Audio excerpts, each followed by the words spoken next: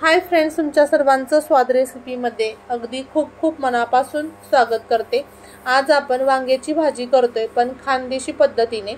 तर वांग हे सर्व ऋतूमध्ये अवेलेबल असतं आणि आता उन्हाळा सुरू झालाय आणि भाज्यांचं खूप सारं मार्केटमध्ये शॉर्टेज आहे। सोबतच भाज्या खूप महाग सुद्धा आहेत।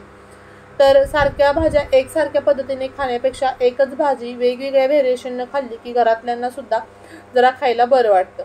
तर मी तर कढई गरम करायला ठेवली, त्यामध्ये अगदी थोडंसं तेल घातलं आणि त्यामध्ये मध्यम आकाराचा कांदा घातलाय आणि तो परतून घ्यायचा। तो थोडासा परतत आला की त्यामध्ये 7 ते 8 लसणाच्या पाकळ्या घालायच्या आणि लसूण आणि कांदा आहे तो परतून घ्यायचा।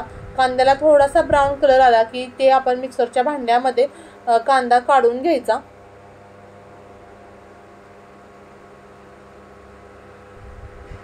आता आपण यामध्ये आणखी थोडेसे मसाले घालणार आहोत।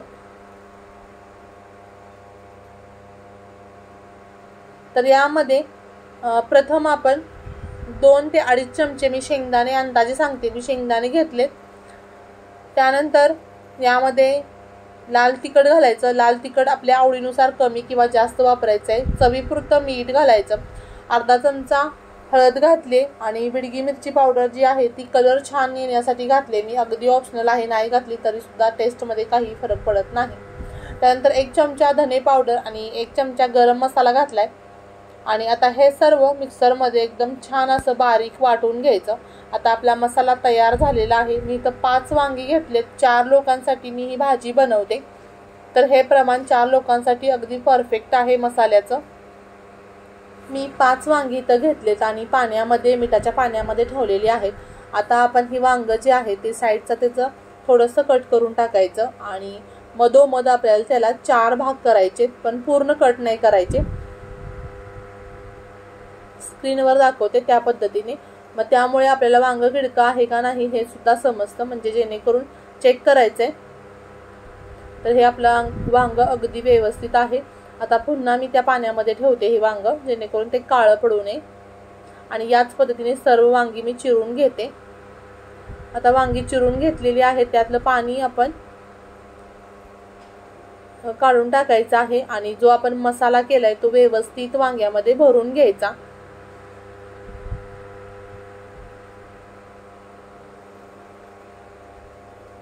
आता तुम्हाला स्क्रीनवर दिसतंय त्या पद्धतीने मी सर्व वांग्यामध्ये मसाला व्यवस्थित अगदी भरून घेते।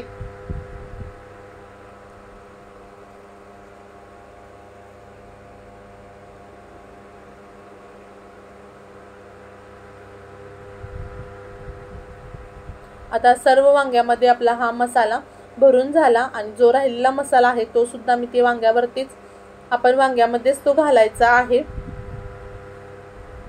आता आपण पुन्हा त्याच कढईमध्ये भाजी करणार आहोत।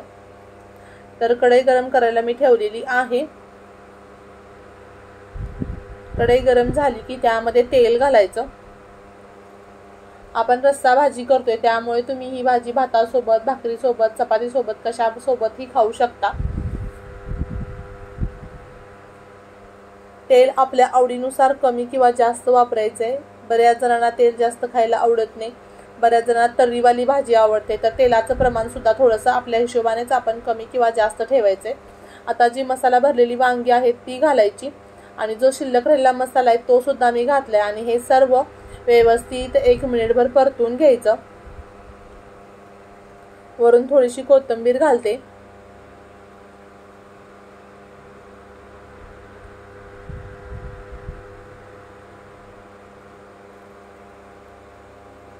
एक मिनिटभर हे परतून घ्यायचं। वांग व्यवस्थित परतलं गेलं पाहिजे। त्यानंतर त्यावरती झाकण ठेवलं आणि 2-1 मिनिटानंतर पुन्हा मी हे सर्व मिक्स करून घेते। आणखी मी याच्यावरती 1 मिनिटभर झाकण ठेवलेलं आहे।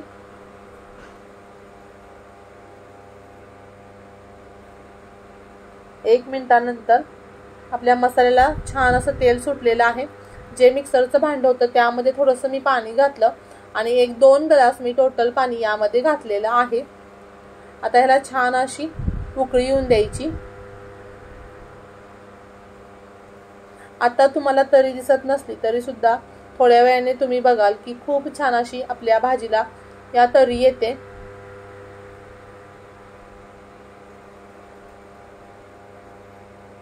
आता छान अशी याला उकळी आली। तुम्हाला एक्स्ट्राची तरी हवी असेल तर मी तेलामध्ये थोडीशी बिडगी मिरची पावडर टाकलेली आहे आणि वरून मी तडका दिलेला आहे। अगदी तुम्हाला लाल भडक लाल बुंद भाजी हवी असेल तर आता आपण ह्याला मंद गॅसवरती 5 मिनिटं ते 6 मिनिटं हे वांग शिजवून घ्यायचंय व्यवस्थित। तुम्ही तरी बघू शकता, खूप छान अशी लाल भडक अशी तरी आलेली आहे। आता हे आपलं वांग शिजलेलं आहे। आपण चेक करू चाकूने।